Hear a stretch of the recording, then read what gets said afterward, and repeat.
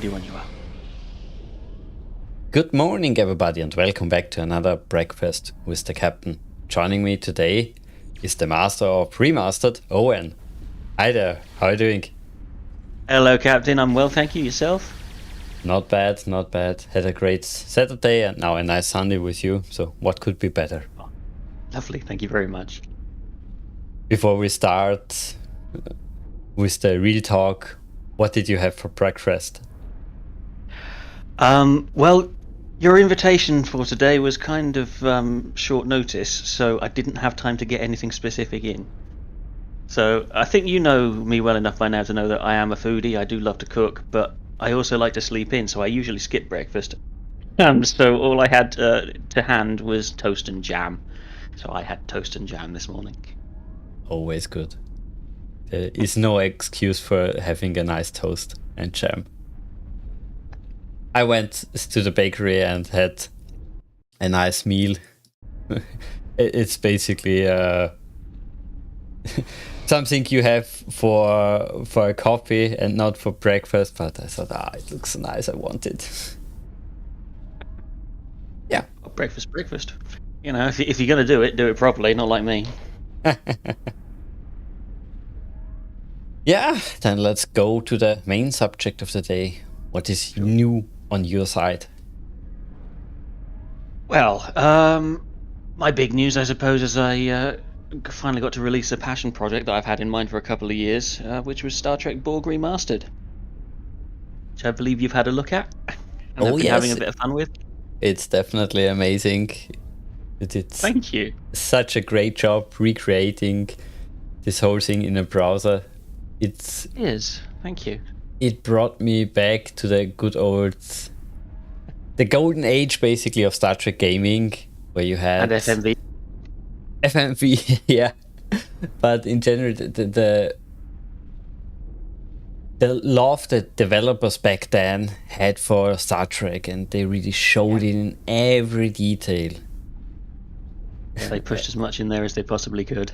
Having John Delancey, for example, reading every text on the tricorder, on the pad, it was amazing. Absolutely, and every time he's on screen, he 100% chews the scenery and absolutely hams it up. You didn't get any impression that he was viewing this as in any way secondary to his work on the main series. Yeah. He was just straight back into the role. That's so true. Often you have the feeling, that's just a side job for the actor and he isn't really into it. I often found that, like in TNG, A Final Unity. I don't know if maybe it's because he's a physical actor and not a voice actor, but Patrick Stewart's line readings just always felt so flat in that to me. It kind of completely took me out of it. And yeah, not Delancey. Straight in there, hamming it up. It was wonderful. And how did the idea original came to you that you basically recreate this entire beast? Well, like I said, I had it in mind for a couple of years, but I kept since I first found out that there was a Japanese DVD version of the game that someone had got hold of and basically made available or pushed up line on the archive, the Internet Archive, on archive.org. So it'd been toying around in the back of my head thinking about to get around to it. But the thing that put me off was I always had the idea of, as I have done, putting it inside an LCARS sort of web interface. And I've done a bit of LCARS design before. I know the basic rule sets. I found a couple of really useful assets on and information sources online about how to get it to look accurate, to get all the acudograms down right. But it would have been a massive job. Quite aside from the game itself and the logic behind it, just designing and building that interface would have been a huge, massive task. But then a couple of months ago, our mutual friend Fekletag messaged me to ask me if I knew about this DVD version. And I said yeah, and I mentioned my idea for this project. And just because he got me thinking down that line, I just had a quick Google around to see if anybody had set up any kind of template for an LCARS web sort of setup. And I found one on thelcars.com. And that basically meant my entire interface was there. I just needed to do a bit of modification, a little bit of web development on it, and then I could concentrate on actually getting the game working. So I did. And it took a couple of months, and then there it was. Fantastic. So I registered a web domain and pushed it, and there we go. It all came after years of thinking about it. It all came together very quickly in the last minute. I never asked you, was it always your goal really to recreate that in a browser, or did you first think I recreate it just in a normal client base form? Always the browser was my plan, because I am a web developer, front end developer. So that's pretty much what I do. I'm not an expert programmer for applications and things. I don't know any C or anything like that. I mean, I'm HTML, JavaScript, and CSS, and I know them inside out. So it was a combination of that being my wheelhouse and the fact that there was no reason this couldn't just work in the browser. With as long as you've got a decent speed connection to stream the video. Other than that, it's basically it's one big long logic tree of decisions. There's a couple of other complications and some variables I threw about in there for looping states and things like that. But mostly, if it can just work in the browser and you don't need an application for it, I didn't see any reason not to. And stupid question, was it very hard to recreate, or was it so easy that it was done in just a few days? I wouldn't say a few days, but as applications go, in terms of logic, it's not a particularly complicated program. So yeah, I wouldn't say difficult, just time consuming. There were, as I say, there were a couple of bits. Like, for example, if you fail in a certain state, you might get jumped back to a previous position in the timeline. And I wanted, as kind of a quality of life thing, to reduce the amount of rewatching you have to do. If you play the original game off the CD-ROM, especially on the Borg cube, there's a lot of time where you have to watch a whole lot of stuff you've already seen before if you failed. And there are reasons the original developers did that. There's information you pick up during those scenes that is vital later, or is the only way to figure out the solution to a puzzle. But rather than religiously stick to the original loop points, I kind of made my own educated guesses at where I thought you had enough information to go with, and attempted to drastically cut down the amount of time you have to spend sitting through the same content over and over again. I didn't manage to do it 100%. It's still, there are, especially on the Borg cube, there are still areas where you end up seeing the same couple of minutes of footage over and over again, and if you can't figure out the next step, you will fail and watch it again and fail and watch it again. But I certainly made it shorter.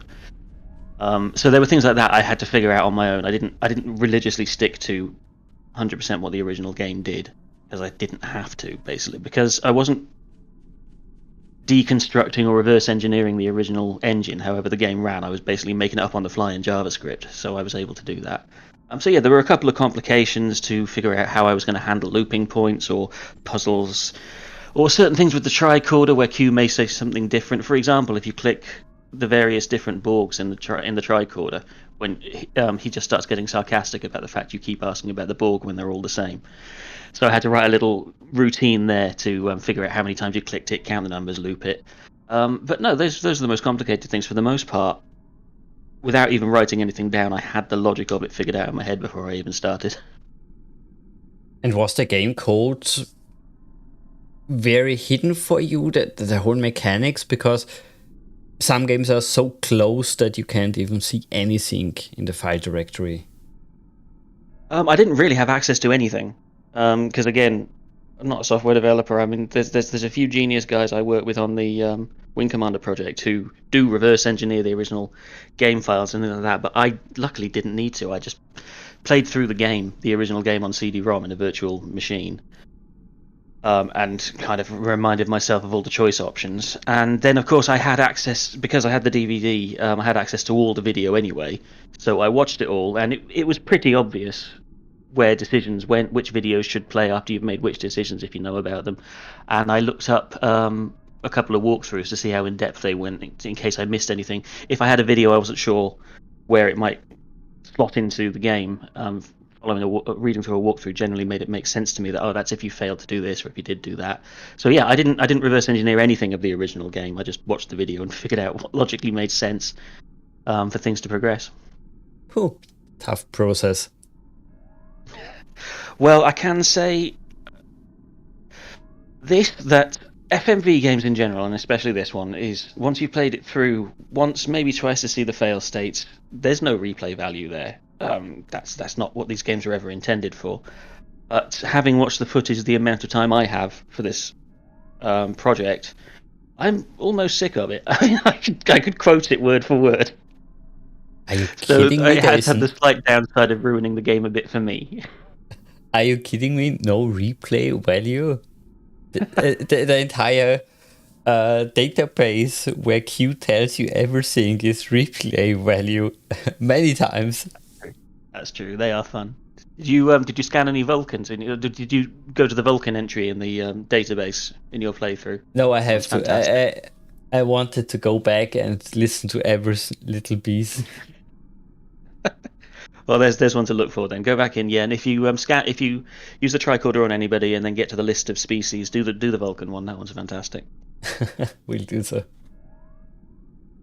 And since the project is now online for a few weeks, how much traffic did it cause? Because you offer it in what, 4040p or even higher? 1440p is the highest one. Yep, 1440p. I to be honest, I don't think there's much of a quality improvement beyond 1080p, because on my YouTube channel I do most things in 4K, but that's even if I think the upscale hasn't gone up to 4K quality. Some of my stuff does, some of my stuff doesn't. Yeah, as you say, YouTube gives you a preferential video codec if you're at 1440p or 4K. I think. And now, of course, on the Borg remastered website, I'm just rendering the videos directly into the browser. It's not through YouTube. They're just using H.264. So I think the quality doesn't really improve above 1080p. There's slightly better compression on the 1440p, but that's it. But yeah, so I did it that way. I decided not to go to 4K, since even if you've got a 4K screen, it's still running obviously inside the LCARS interface, and 1440p is about native to what you'd get. Oh yeah. Sorry. To answer your actual question, let me just bring up my Google Analytics now. I know the last time I checked it had well over 2,000 users, which it isn't bad for my side of things. But yeah, we're on 2.3 thousand now. I'd have to dig into the server logs to see how much data it used, but I know it used within the first couple of days half a terabyte of bandwidth. So I've got a dedicated server, but I am hiring that from my ISP, so they're probably wondering what the hell's going on at their end. Yeah. And Kyle Cullen, I think Owen will kill me if I ask him one more time this question. I asked him before. I guess you know the question. You're not going to ask me if Borg's going to have co-op, are you?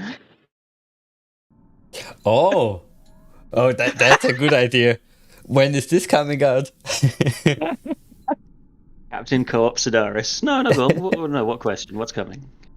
There's something in the chat which you shouldn't read, because you have it, I guess, a few times on your channel already for that video. Oh, am I going to do Klingon?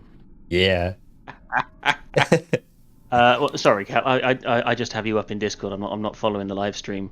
My end, it complicates things. But so okay, that question. I tell you what, I've got the trailer on my YouTube channel, and I pinned a comment to the very top. It just says, "Please, guys, stop asking me if I'm going to do Klingon," because it's the first thing everyone asks. Literally the day I launched the game, I got loads of comments saying, "Oh, this is fantastic! You're going to do Klingon?" And frankly, I was a little bit exhausted, so I pinned that message. I said, just please stop asking. I don't know. I might. I didn't actually play that one when I was a kid myself. For whatever reason, it did not get on with the hardware in my machine. Which, side note, is how I ended up getting into Wing Commander. Because I bought Star Trek Klingon, I couldn't run it. I took it back, and I saw Wing Commander 4, and I bought that, and the rest there is history. Possibly I might get around to it. It won't be the same kind of project. There's no DVD source for that. So the only source I have available to me at the moment would be the CD-ROM version, and that wouldn't upscale as well. I could certainly improve on it. I could bring the frame rate up to 30 frames per second, and I could have a go at remastering it and upscaling it, but it wouldn't look anywhere near as good as a DVD source would. And on top of that, That one also obviously is an FMV, choose your own adventure kind of thing, but it has something similar to the tricorder mechanic in Borg, where you can bring up some more information. So that's another little database that would effectively need rebuilding and things. So it would be another project. It would be a job on its own. And I don't have the personal connection to that game, so I don't know. I'll have to look into it, but certainly it's one to ponder over while I get off the back of doing Borg. Yeah. I find it so funny. Star Trek Borg and Star Trek Klingon were those games. Rarely a fan knows them. It's so interesting that so many played now on your website Star Trek Borg, and they immediately know, hey, there's Star Trek Klingon. Can you do that? Yeah. Yep, I think anybody who knows this one and likes it knows of Klingon and probably enjoyed that as well. As I say, I would have played it. I bought it back in the day, but just couldn't run it. And I'm sure I would have loved it if I had. I think in the past I may have looked up a couple of Let's Plays on YouTube, just because obviously even I know I wanted to play that back in the day and didn't get around to it. So, but yeah, no, it's a question I get a lot, and it's one I don't really have an answer for yet. It's a maybe, probably not anytime soon. Did you ever play Star Trek Captain's Chair? I never played it. I know it's out there. I know roughly what it is, but I met nobody playing that really. I don't think I've even heard of it. I'm not sure if there is even a video inside this game at any point, but it basically shows you all the bridges up to the Voyager era. Oh, nice. And all the little details the Kudas and other people at Paramount wrote about the ship and the displays and every LCAS menu basically. Oh, but like excellent. I said, I think it's text-based. The information is text-based. You see the bridge in really high detailed pictures, high detailed in the sense of 1996 or 1998. But since then, so much changed, of course. It will be even hard to play nowadays. Maybe DOSBox is the only way to go there again. Yeah, sadly. Yeah, I wouldn't be surprised. And then, yeah, Borg itself was an absolute swine to get running on modern hardware. I followed a couple of online tutorials for getting it to work in DOSBox, and I still couldn't. So yeah, as I say, in the end, I ran Windows 95 in a virtual machine and finally managed to get it running on that. But even then, I found it was almost unplayable because going by the original controls, you double-click the video in order to scan things. They had this amazing setup where you didn't need, like in my version, you press the scan button and you just get a list of thumbnails of things you can scan in that scene or in that chapter. In the original game, you literally could pause the video and click on anything in it. You could hover your mouse around, and if the tricorder icon started spinning, it meant you could click that thing. But at any point in the video, that was and there was no way I was going to be able to recreate that. And I found that running in the virtual machine on Windows 95, it barely ever responded to the mouse. You'd attempt to pause or to click on something and it just didn't happen, and then you would have missed your opportunity because the thing you wanted to scan isn't in the scene anymore, it's gone off screen. So, yeah, I think the method I came up with of being able to click a list of thumbnails isn't the most elegant solution. It's certainly not as technically impressive as the you can scan anything in real time in the video solution they had before. But given that, I was building this in a web browser, there was no way I was going to be able to recreate that anyway. And on the plus side, it is playable. So. That's true. But on the other side, so many players don't even know how advanced the original game was for a game of that era. It is astonishing. I mean, it was astonishing that it was that advanced, but also I don't know if it's just because it's running in a virtual machine or if the original game was also that buggy that it was just too slow to respond to the mouse. Half the time you missed it. I don't remember getting that frustrated with it, but having said that, I do remember when I was about 15 or 16 or however old I was when I played it, I did have to look up a walkthrough to get through it because evidently I wasn't getting all the information I needed out of the tricorder. So maybe that was a part of the original. I don't know. I guess some puzzles are really, really tough if you have no help in the chat when you play it live. So using a walkthrough is definitely a good thing in this game, and I really don't mind in those games to have to check it sometimes on a forum or on a YouTube video if I'm really stuck. I want a nice game experience, and I don't want a frustrating one. Exactly. I mean, you know me. I'm in it for the narrative, and especially if I'm stuck in a loop watching the same thing over and over again, I will cheat to get out of that. Yeah. That's an interesting point, though. So because I didn't have that real-time tracking of everything within the scene, there is something missing from my version that was in the original, which is in the chapter where you're on the Borg cube and you're trying to get a designator circuit from the Borg drones. You know the section where you've got to stop Targus from shooting the Borg, or you shoot it yourself. Yeah. Or you get the iceberg spray on it. I found some footage from the DVD, and it was on the CD-ROM as well, where you shot the Borg, you shot the drone, you shot it directly in the circuit, so you couldn't use it because it was fried. Oh. And that was obviously because it was tracking everything in real time. If you clicked right in the center of its chest where the circuit is, you could trigger that endpoint or that fail state, and then Q would make a little sarcastic comment about the fact it's no use now because you fried it. And I just had no way to recreate that because all I could do was put big honking static invisible hotspots over the top. So you click the Borg or you don't click the Borg. I certainly couldn't do a little moving one that was around about the position where its designator circuit was. So that's missing from my version. So there you go. That's something like oh god. Now I've mentioned it, I'm trying to think of a way I could make it work because I'm cursed with that kind of mentality. I suppose I could do a little extra hotspot and roughly track the position of it, but no, I certainly know that I never came across that. I think, especially at the resolution it was at the time, it would have been such a tiny area that you just might happen to click. I would be very surprised if anyone ever actually hit it.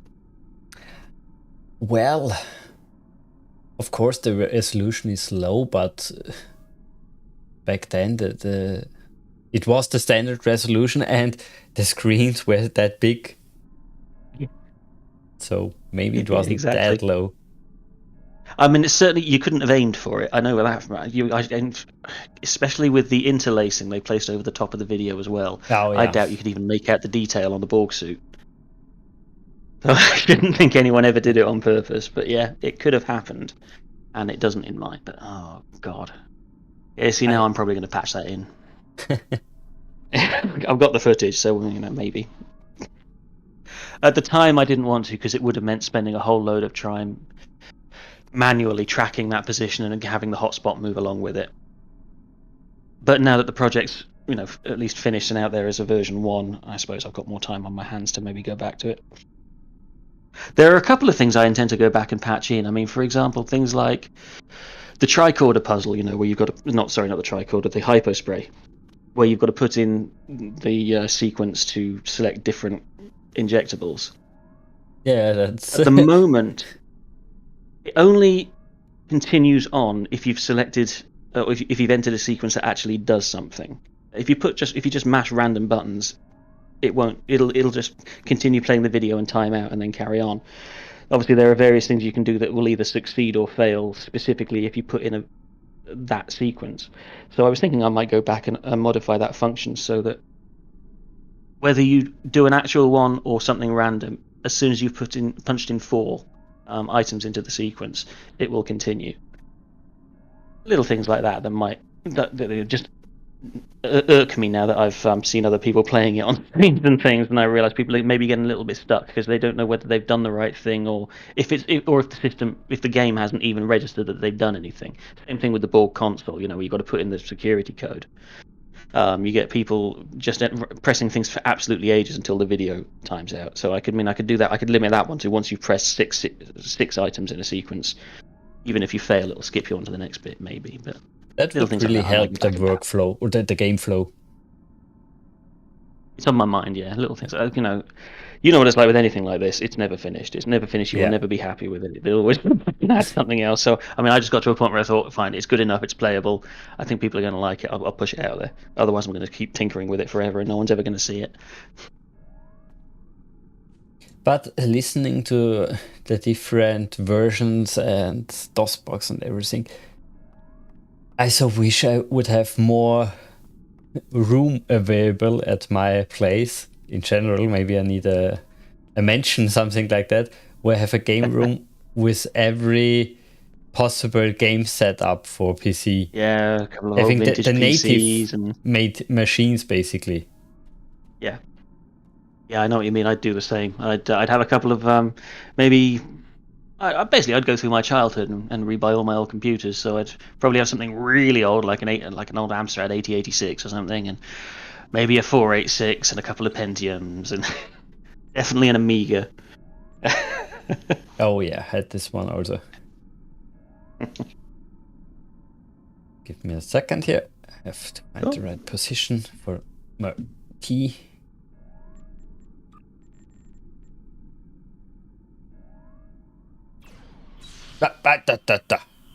Of course, a Borg interrupts my tea party. Unbelievable. Well, I guess it's time to be assimilated. Switching, if you don't mind, to my channel, what's new here. Sure. We had, of course, the Star Trek September, which we survived. It was a lot of gaming, a lot of interesting talks. Had a really great time talking to many of the developers of different mod projects. It's always good to hear that there's so much passion out there and love for this franchise, which we sadly don't get from Paramount itself. We can also talk directly on this subject. Shortly, Star Trek Infinite released. Yes. And yeah, it's an half-assed project. It's nowhere near as detailed as, for example, the classic games, even Star Trek Borg. They just used basically the interface from, how's it called, Stellaris. It's the same interface, just different pictures, different icons at some points. But it's really a bad copy in that sense. It's simplified. It's much more simpler as Stellaris, so it's a good point for some people. But having a Star Trek game, and they don't even include Star Trek sounds for the phasers and torpedoes, that's hurtful. No, that is bad.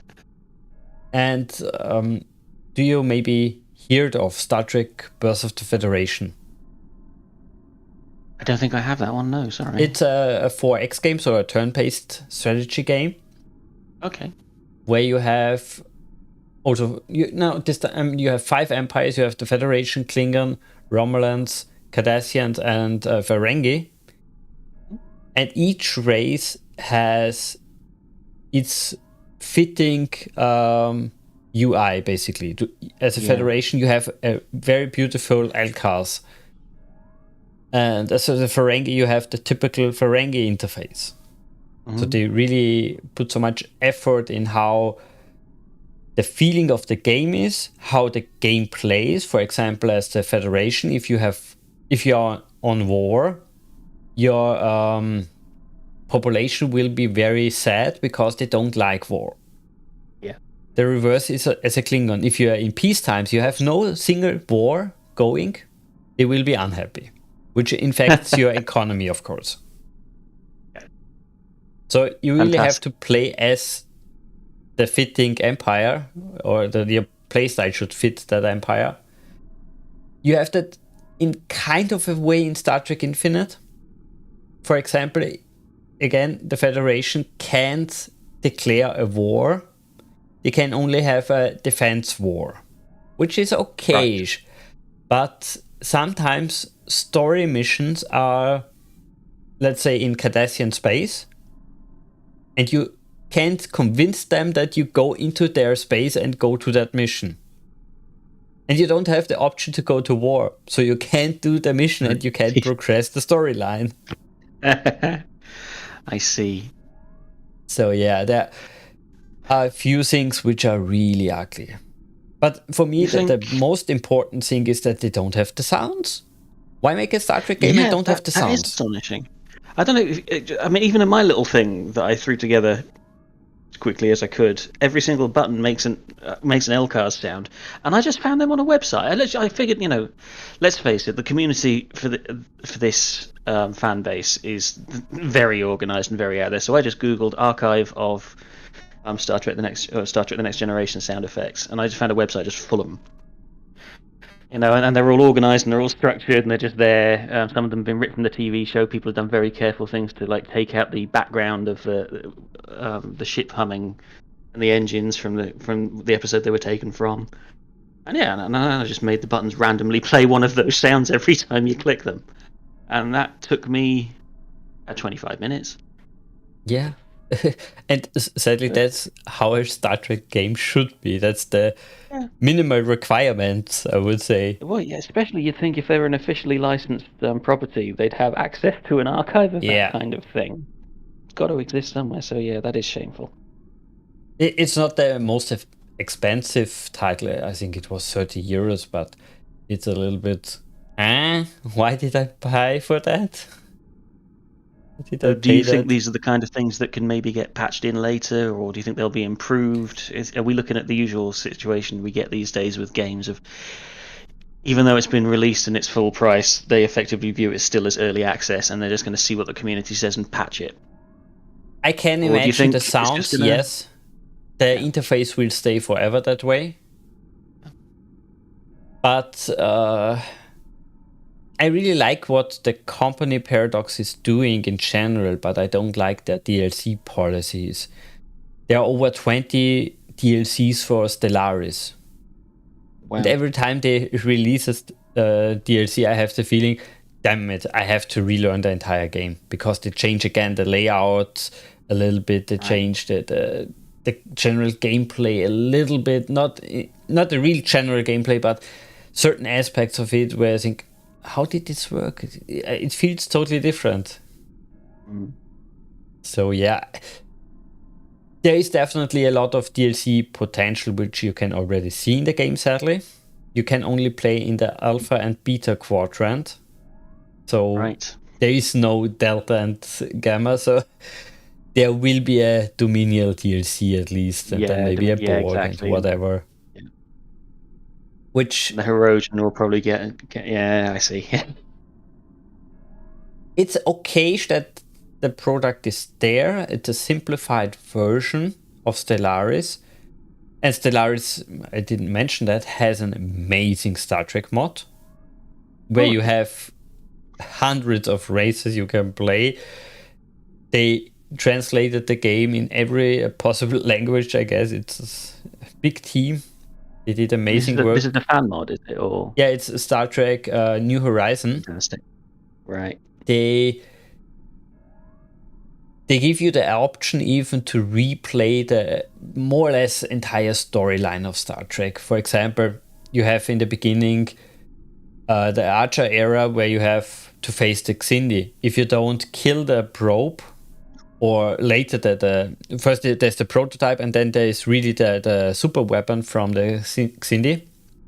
If they destroy Earth, it has an impact on the story, not on the story, on the gameplay. Earth is gone, and you have to govern now your empire from Mars.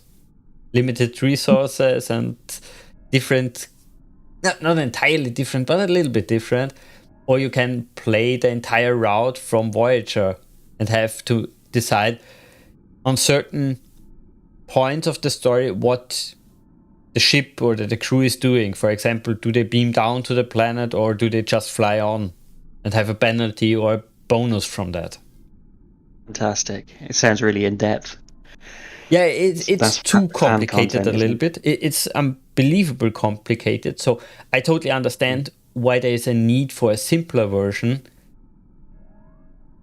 But I really think Star Trek Infinite didn't really hit the balance between those amazing fan project and this maybe too bare-bone game what they released. I think they could have done more. It could be a classic problem of we would like to have at least half a year longer. No, you have to release it now. Yeah. Always at the behest of the publishers. Yeah. Sadly. I will play it more and more, but it's I hope I hope there is some patch future for that game. Well, we'll see. As I said, maybe with DLC, they'll extend it a bit, but who knows? Exactly. Who knows? Yeah, besides that, Star Trek gaming wise, there is no real news on the channel. I did a lot of background work. I started creating a website for a channel because I thought, hey, the YouTube search is really crappy. If you especially look on your channel, new people really can't browse to your content. They, of course, can scroll through it, but the playlists are crappy and everything. I want a nice website where everybody can sort by game and have additional information. Just maybe I'm the old guy here, and I miss websites a little bit, and I even miss forums in certain aspects, because Discord and that, it's great, but it's so often gated, and I hate this. Yeah, and if you don't, I mean, for example, until about 2020, I didn't even know. Well, I was never on Discord, and I didn't even know the Wing Commander community had one. In fact, that was why I ended up joining Discord. Yeah, unless you, exactly as you say, for with YouTube, if you don't know specifically what you're looking for, you're very unlikely to stumble across it. Or even if you are looking for it, there'll be so much other stuff, you may not find it. So yeah, I know exactly what you mean. And you can, of course, better link your content. For example, if I do a video for Wing Commander, I can also link our interviews to that. I can link the other Wing Commander titles better to it. It's more, there's more possibility on a website than on YouTube. Yeah, and of course you've got control over it. Definitely, yeah. You can assign associated content and all kinds of things, and just make it a better general. Well, you can curate your own experience for your users, can't you? So yeah, I agree with you. And I find it really interesting that nearly no streamer, no YouTuber does it. Of course, it's an effort at the beginning, but when the website stands, it's just a maintaining aspect. Yeah, exactly. And it's often, I really wish content creator would have a website where they, for example, post the music they use for their projects, or the settings for DaVinci or OBS. I find it always strange that so many people have this as a holy secret. I don't share my settings and don't want anybody to know that I use that program. What the hell? Yeah, I know exactly what you mean. I mean, I know, you know, I've gone out of my way on occasion to make specific videos or long replies to comments telling people exactly how I do my remastering stuff. I mean, what the hell? I think if more people are out there enjoying it and doing it, we get better content. So, you know, share the information.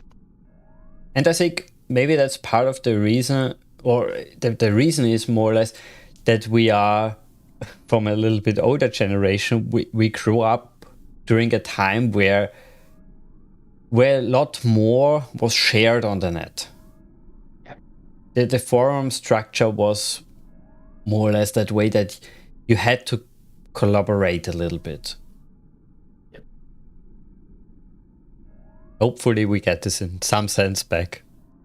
Well, you never know. But I think that's maybe because in the early days, the Wild West of the web, people weren't making their living from it. I mean, obviously I'm a web developer, and web designers and web developers were, but just before the general public got such easy access. I mean, of course, back in the day they called it Web 2.0, with the idea being to open up the internet to the users, not just to the developers. But back in the early days, if you didn't know how to code, you basically couldn't do anything with the internet apart from use it. You couldn't create anything. And of course, with the advent of sites like YouTube, content creation has become so much more user-friendly. And yeah, people now literally make their living out of it. So maybe it's not so surprising they want to keep the details of exactly how they do what they do to themselves, because it is their source of income. Definitely, so that's true. Yeah. And of But course, for in me, general, I'm lucky. This is just a hobby. So if anybody else wants to try and pick up what I'm doing, I'm happy to share how I do it because it's not earning me anything. I that's guess it's totally true. understandable in a way. It's totally true that if you look at it from a business perspective, you can't share everything. That's totally true. But in general, I would say working together benefits everybody, even 100%. the person who shares the information. But we are so close-minded sometimes now. Mm. It stands in the way, I think. I really think it's hurtful for the whole community if you I think agree. that's mine. Yeah. Then, of course, you and I are members of very large fandom communities, and those kind of setups absolutely thrive on people working together and just chipping in. I mean, going back, I keep bringing it up, but going back to the Wing Commander remastered project, there are like 5 or 6 of us I'd call permanent team members, but we've got so many other people chipping in and giving advice and assistance and like helping us to like reverse engineer elements of the original game, who are just folks from the Wing Commander Discord and the CIC forums, who just say, "Oh yeah, I reverse engineered that for a project I did once," or I just found this interesting thing while I was digging through the code," and people chip in and help us. So it's been a much larger group of people working on it than just a handful of us who sit at the core, and we're indebted to those people because, I mean, we could probably get on with the project without them, but I mean, it's going to take us several years before we get to a completed position, but it would take even longer without that help coming our way, and we're so grateful for it. So I do 100% agree with you. The only thing which really is nice on YouTube that is shared is those amazing YouTubers who share their knowledge about editing software, how to use them. It's really helpful. I learned a lot of new skills for DaVinci Resolve, and the software itself made some amazing progress the last few years. Now, you know that more than I guess. AI is really coming slowly into the software world. It's amazing. Adobe are making a big push for it.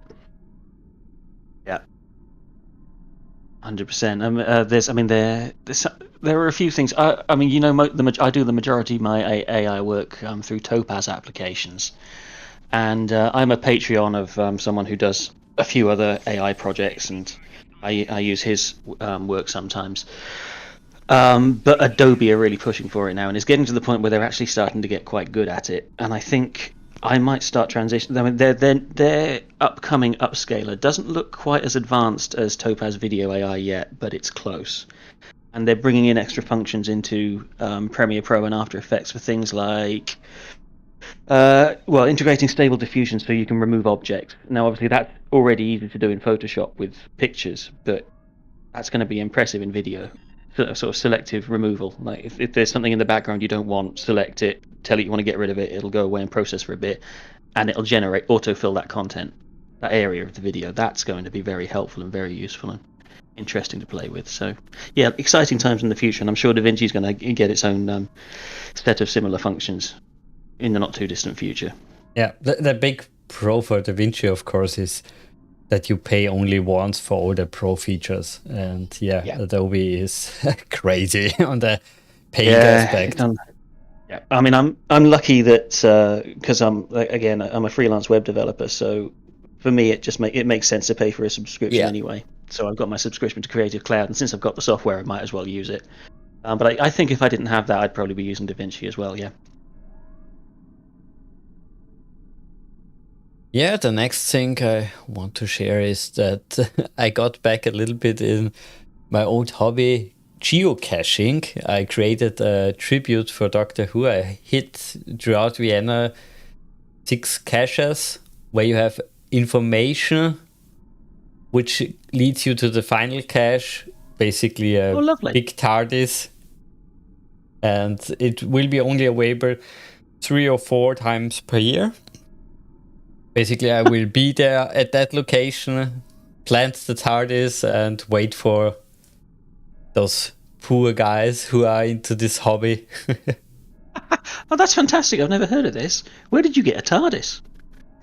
I had a phase where I really looked up a lot of merchandise for Doctor Who, and I found it's not a big TARDIS. It's really the size of 2 coffee mugs, maybe.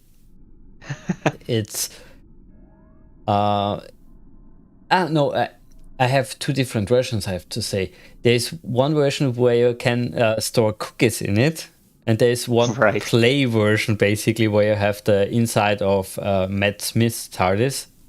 Right. And it makes sound, and it also looks very nice. And all the caches are hidden in small aluminium storage boxes in the form of the TARDIS. It's delightful. So some I could really easily hide. Some I used a magnet and hid it behind a sign or some metal fence. Fantastic. It's like a scavenger hunt then for people. Yeah. Do you know about That's geocaching? fantastic. Oh, no, never heard of it. Okay. Geocaching is as old as GPS are, basically. I think the first cache was maybe before the new millennium started, or was it in 2001, 2000, something around that. Basically, there's a website called geocaching.com where you create a cache and you can decide if it's, for example, a single cache. You just go to the location and find the object you're looking for, or you can make a riddle out of it. A riddle can be look at the sign and count all the letters A or B's and write this number for the next location. Understood. And okay, you get the coordinates for the final cache if you go to old steps, basically. That's spectacular. So obviously, sorry, I won't ask you to. Obviously, I won't ask you to give any spoilers. But what kind of things have you put in the caches? What kind of? I didn't hit anything. It's for me, it's a single cache. So there's only a logbook in it where you just write, "Hey, I found it," at the time and place. Fantastic. But you mentioned something there which I didn't. There are sometimes really huge caches where they make it possible that you can trade. For example, there are small toys, nice pens, whatever it's small or how big the cache is. Sometimes it's big World War II ammo caches. It was a big hobby before smartphones were available.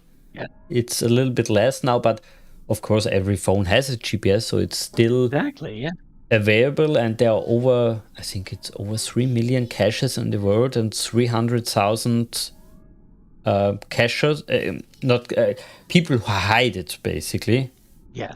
Users are much more, but I think around 3 million. It's huge. In every country, in every city, you find something. I'll have to look. There are bound to be plenty in London. I'll have to look into that. Unbelievable how many in London. I have a few. I've done a few in Scotland. I've done a few in Cardiff. Oh, fantastic. Lithuanian, of course. Germany, Austria, everywhere.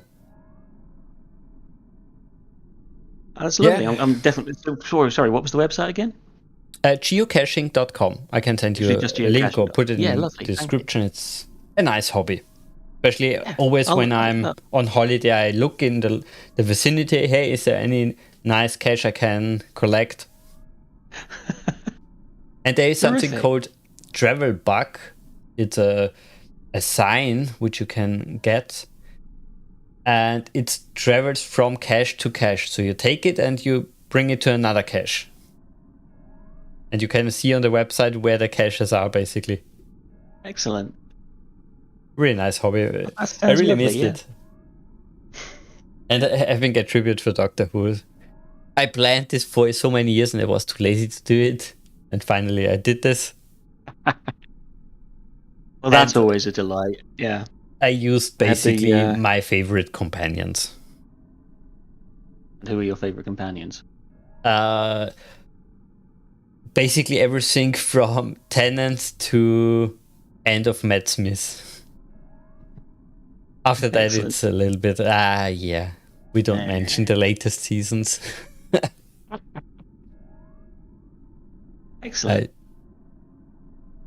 I thought this has to be done because it took so much space at my flat. I thought, hey, I have to do it.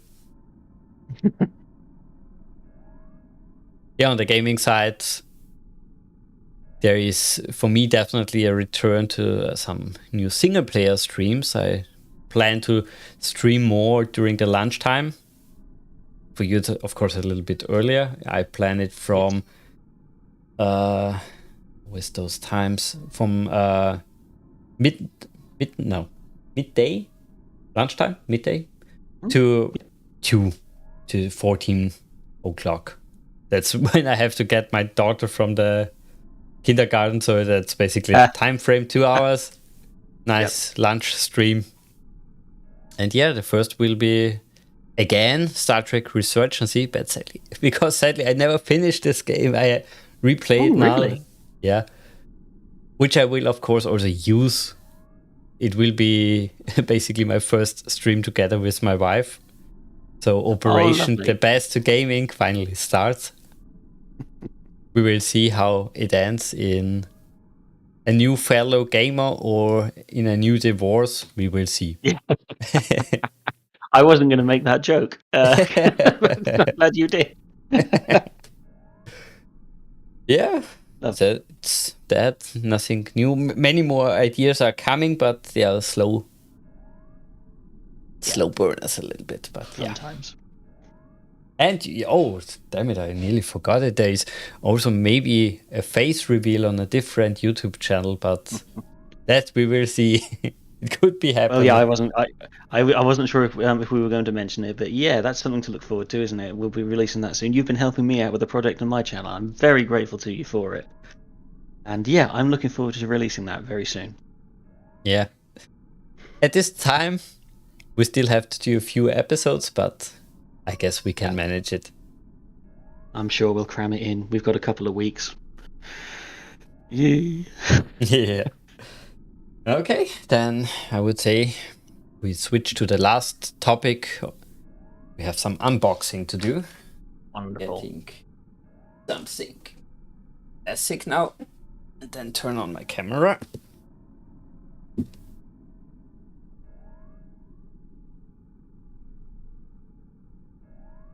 Clickety click.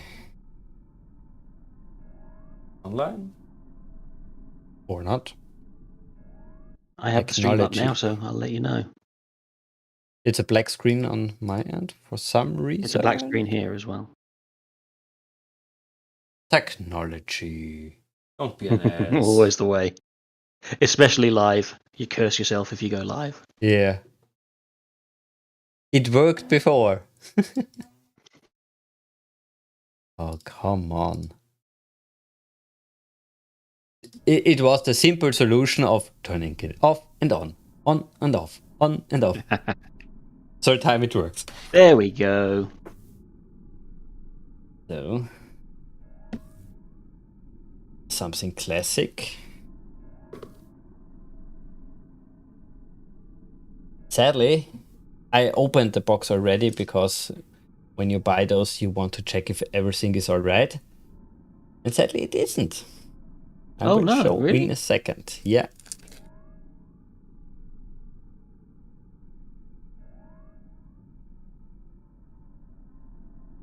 Maybe I close the curtain or I just do that. There is something missing here. The model itself looks, of course, nice. Is the deflector dish missing? Yeah. Oh, shame. What's a nice looking model, though. Oh, yes, the... Oh, yeah, there it is. But I think I can really glue it nice together. Yeah. The clean cut. So having it that way should be not a problem. Yeah, that should work. But in general, I like the model. It's very heavy here. The cross section is metal. This one is Right. plastic again. But the general How feeling does it is... how does it sit in the stand? Because I remember with your Voyager one, you had a little trouble Yeah, getting it to we will stand up. check that. That. Just a second. Yep. Does it have any of that print drift on the windows, or are they lined up this time? That we check. At first glance, it looks nice. Excellent.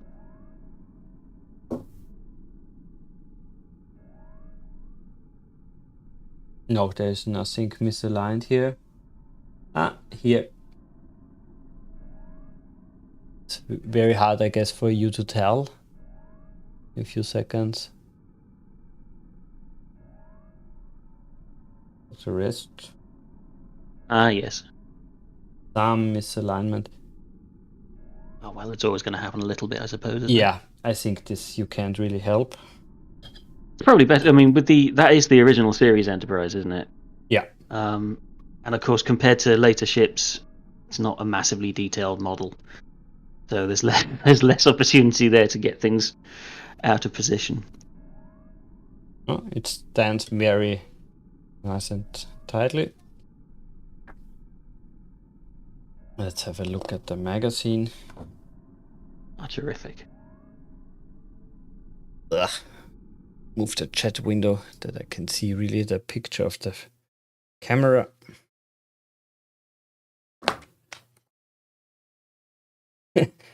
Those ugly plants.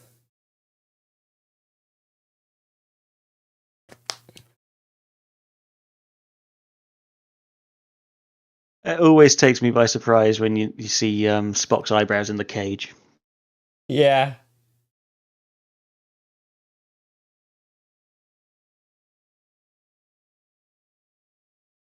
Yeah, nice concept art.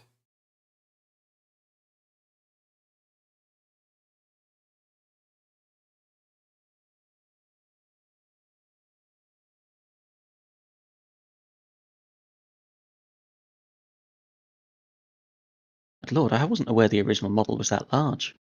The one we're seeing in the green screen booth, in the blue screen booth It there. was, yeah. Yeah.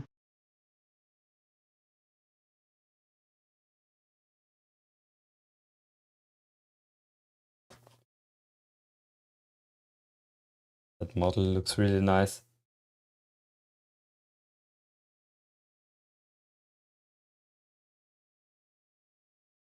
Wow. Yeah, nice detail. So, then more room. You here. And it's an entire different beast now.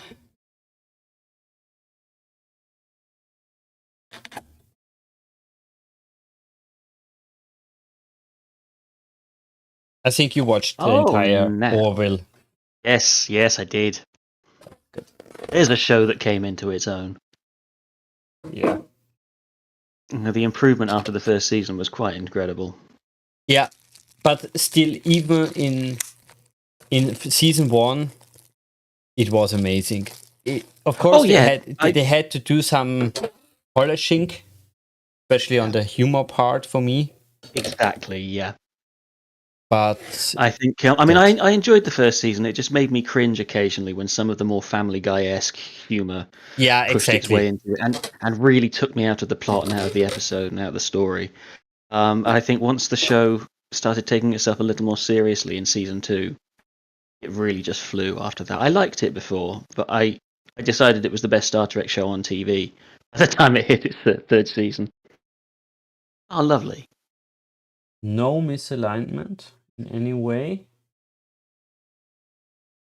They really did nicely the rings, which isn't that easy, I would say. So is that whole model die-cast then? Is that one mostly metal? Here is metal. Here starts already plastic. The rings, of course, are cold. Interesting. Some are metal. The upper one is definitely metal. Maybe this part is also metal. Very well constructed, aren't they? I mean, Interesting. it's Yeah. relatively seamless where the parts meet. Yeah. Yeah. Here you see really that there could be the metal. There's the plastic. Mm. I never I never noticed that there is a gap here. I thought it would be together. Interesting. Really interesting. I don't remember how it looked. I'd have to check. That was the case in the show. Yeah. Of course, the whole show got a bit of a redesign, didn't it, for season 3? Yeah. For They had whichever they call it, more a bit of a money. budget boost there. Yeah. I can't remember if they particularly redesigned the ship. I don't think so. They just added I don't think so. new details and Well, I only wonder a because new I know shuttle. they obviously replaced the shuttles. Yeah, the shuttles got Yeah, an completely. overhaul. So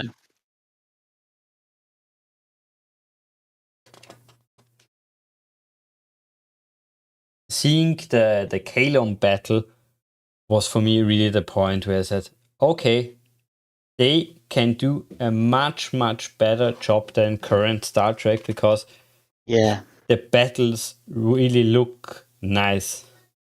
yep, I'd agree.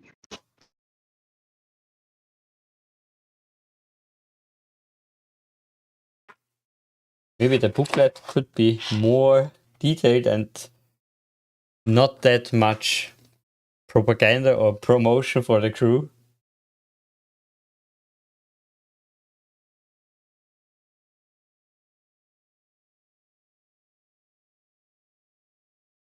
The porn virus was, of course, a strange episode. Yeah, they had some odd ones, didn't they? I Yeah. think one of the things I like most, again, as the series rather progressed, they really started to push in on the moral storylines and ethical conundra, and that's when I thought, oh, okay, this is starting to be the Star Trek show I wish was on the air these days. They definitely did, but to be honest, I think it was already the second show, the second episode of season 1, where they had the ethical dilemma of Topaz, the sex change. That's true, yes. And that was a very heavy emotional episode in this. Yeah. I think it was the second episode or third. It was really early. Well, that's actually what I was thinking of, because I love the way they eventually circled back when Topa was older, and then they really had that trans rights, queer rights story arc, and people literally fighting tooth and nail for their rights to be recognised as who they are. It really hit home. It was lovely. Definitely, they. I remember the first Topa episode. I remember thinking, I was glad they were addressing the issue, especially since it was going through a lot of political tension in the United States at the time. It felt a little ham-fisted, and I'm obviously a white cis heterosexual male. I don't particularly have skin in that game, but I can empathise. But I do feel that maybe I don't have the most any authority in my voice for such matters, and I didn't know how to feel about that first Topa episode. I didn't know if maybe they were handling it in the best way possible. But when they swung back to that storyline later on, I felt they really did it justice. But who knows? As I say, I'm certainly far from an expert in the field. I'm just an ally and an outside observer. I think what is the really important thing here is that the Orville really tries to look at all angles of the subject. Absolutely. And yes, current Star Trek doesn't do that. They tell us what is the right view, and you have to accept it, and everything else is bad. And the Orville doesn't do it. It's basically really a matter of, look at every angle. As I say, that's why I felt like this was the Star Trek show I wish was current. Because the writing it felt right for Star Trek, even though it wasn't a Star Trek show. But yeah, I did enjoy it. And as the series progressed, I just started liking it more and more as it went on. Definitely. Here's But hoping I we would get say more. You never know. It's kind of up in the air, isn't it, as to whether we're going to get any more. we Orville, hope but so. We hope so. yeah. But I would say we unboxed both ships. We talked about the amazing Orville. I think it's time to end it. Fair enough, Gap. Yeah. Okay. Thanks for joining me. It was a nice breakfast Thank with you for you. inviting me. And yeah, Likewise. see you around. Bye bye, I'll catch you everybody. soon. Here's everybody.